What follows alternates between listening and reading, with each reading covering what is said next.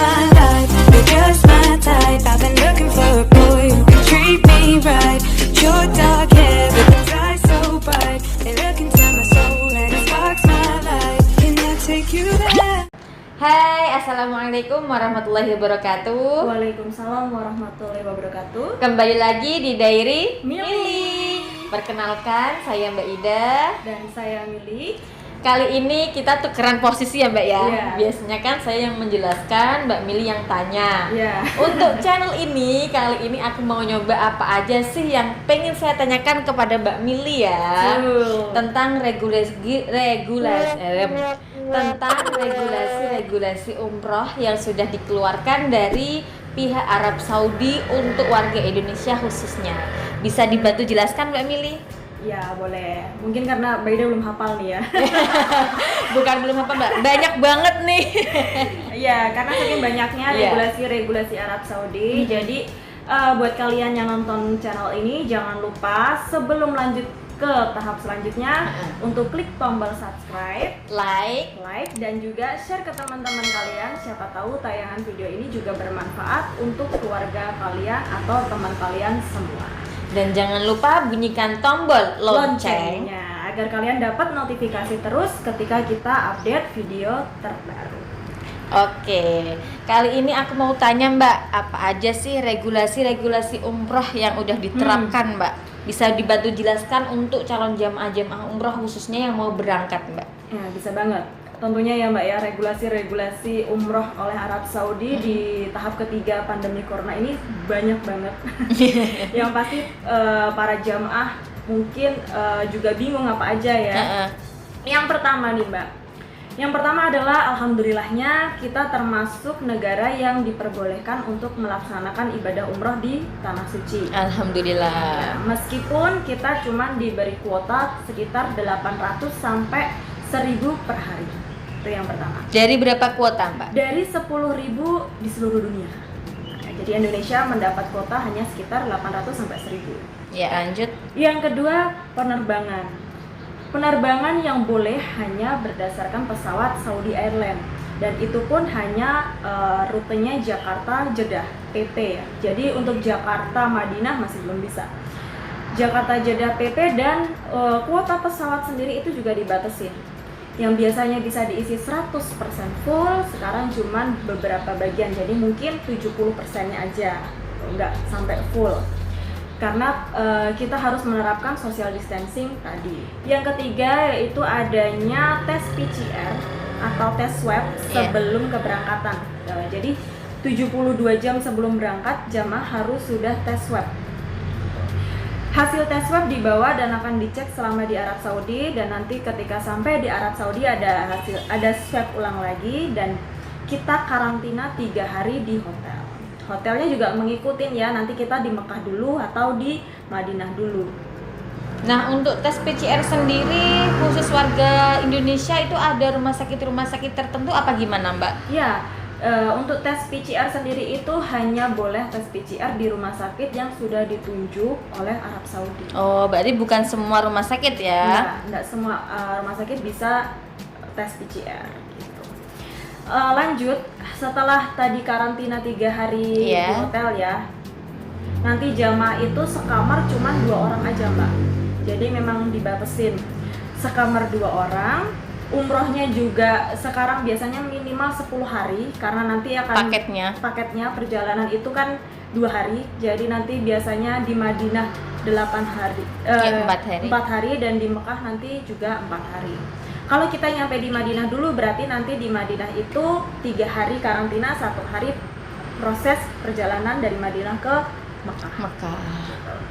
Lanjut, setelah dari hotel tadi ada lagi regulasi yang harus dipenuhi, yaitu dari segi bus. Bus yang semulanya itu bisa diisi 100%, sekarang juga hanya 50%. Jadi istilahnya yang bisa misal contoh 40 ya Mbak, jadi bus itu cuma 20 orang aja. Selain itu visa itu cuma bisa diberikan minimal 50 grup per biro. Jadi visa bisa di apply itu ketika biro tersebut sudah punya standar 50 grup. Itu sudah paten, jadi nggak boleh lebih dari 50 grup dan nggak boleh kurang dari 50. Gitu. Jadi wajibnya 50. Minimal pemberangkatan yang bisa dikeluarkan visanya itu 50 jamaah ya Mbak ya. Nah sekarang ada nggak sih Mbak hotel-hotel yang diperbolehkan untuk didatangi jamaah ini Mbak? Ada kategorinya gitu apa gimana? Regulasi sendiri itu dari segi hotelnya wajib bintang 4 atau bintang 5. Sekamar tadi sudah disebutkan 2 orang, dan jamaah juga wajib punya asuransi perjalanan yang disediakan oleh biro ya. Itu asuransi perjalanan bisa apa aja, yang penting harus sudah sesuai standar pandemi corona ini. Jadi memang nggak asuransi perjalanan seperti biasanya, jadi asuransi perjalanannya juga harganya pasti lebih naik. Selain itu juga gayet. Dari gayet sendiri itu harus dari gayetnya Arab Saudi. Jadi kita nggak bisa pakai gayet asli Indonesia. Mau orang Madura, orang Jawa kita udah nggak bisa pakai. Karena yang bisa akses Itamarna itu cuma orang Arab Saudi. Oh gitu. Lanjut Mbak Mili. Ya, jadi ketika umroh kita cuma dapat jatah umroh itu 1 kali. Wow, 1 kali aja ya? Kita dapat jatah umroh 1 kali, di hotel kita karantina 3 hari, dan juga kita nggak ada city tour Mbak di regulasi ini. Biasanya kan kalau umroh biasa kita ada city tour ya. Iya. Kalau umroh normal ini kita nggak ada city tournya. New normal ya? Iya, umroh new normal ini kita nggak ada city tournya, dan juga ketika karantina 3 hari, makan pun kita akan diantar oleh pihak hotel ke kamar masing-masing. Oh gitu. Dan pihak hotel sendiri sudah menggunakan APD lengkap. Makan 3 kali sehari, pagi, siang, malam akan diantar pihak hotel. Jadi jamaah sendiri ini sekamar 2 orang misal ya, nggak bisa ketemu dengan jamaah lain meskipun sebelah kamar. Oh gitu ya, ketat ya Mbak ya? Ya, peraturannya sangat ketat sekali. Dan jam sholat sendiri ya Mbak, ketika sampai di Masjidil Haram nanti, itu pun juga harus mendaftar di Itamarna. Oh gitu ya. Tapi untuk aplikasi umroh dan jadwal sholat itu nanti dibantu gayet dari Arab Saudi atau gimana Mbak? Iya, semuanya nanti yang ngerjain adalah gayet dari Arab Saudi. Nah, untuk Bapak Ibu yang mau menjalankan ibadah umroh di saat pandemi, nggak usah khawatir karena nanti selama Bapak Ibu perjalanan ibadah umroh untuk aplikasi umroh, mau sholat di Masjidil Haram maupun Nabawi, itu akan dipandu langsung sama gayet orang Arab ya Mbak ya? Iya, betul. Nah Mbak, ini ada nggak sih persiapan-persiapan yang dilakukan jamaah Indonesia dari rumah, bekal atau apa yang dipersiapkan selama karantina 3 hari Mbak? Jadi itu kan pasti umrohnya emang sangat mendadak sekali ya Mbak ya, apalagi yang pada tanggal 1 kemarin. Jadi karena karantina 3 hari, yang pasti yang pertama itu jamaah harus banget bawa namanya obat-obatan pribadi vitamin, ya, suplemen, semuanya dibawa sendiri gitu. Meskipun misal ada pihak hotel, pihak hotel biasanya menyiapkan vitamin, tapi kita juga lebih baik bawa cadangan vitamin sendiri. Dari rumah gitu.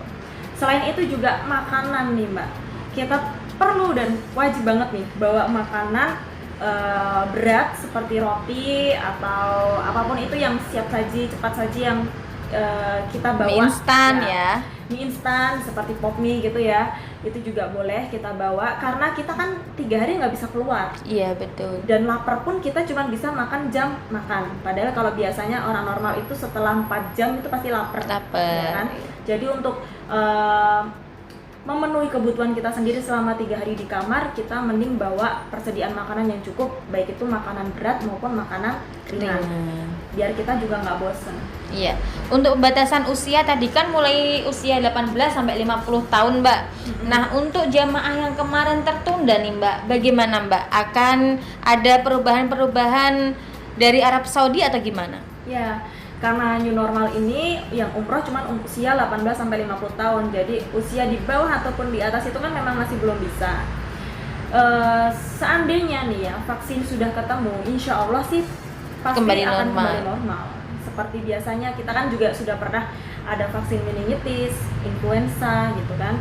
Jadi mungkin bisa jadi ketika vaksin sudah diperjualbelikan, jamaah umroh juga sudah bisa kembali normal, tapi juga secara bertahap.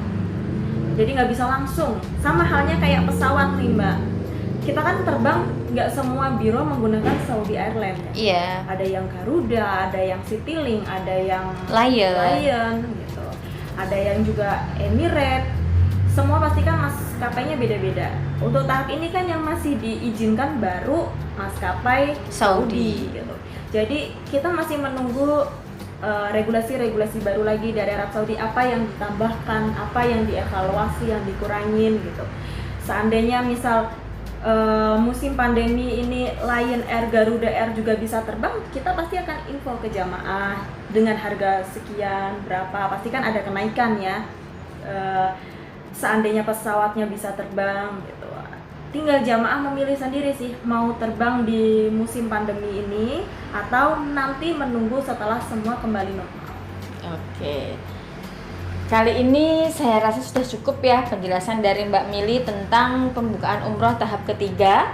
Umroh yang sudah dibuka 100% untuk warga non-Saudi dari Indonesia maupun dari Pakistan atau dari negara-negara lainnya, dan ada regulasi-regulasi tertentu yang harus dipenuhi dari warga tersebut. Oke, alhamdulillah saya rasa sudah cukup penjelasan tentang regulasi umroh dari Arab Saudi oleh Mbak Mili. Ada lagi yang mau ditambahkan nggak, Mbak? Saya rasa enggak. Enggak ya, sudah cukup ya. Oke, kalau sudah cukup, saya dan juga Mbak Mili pamit mengundurkan diri. Wassalamualaikum warahmatullahi wabarakatuh. See you next time. Bye-bye.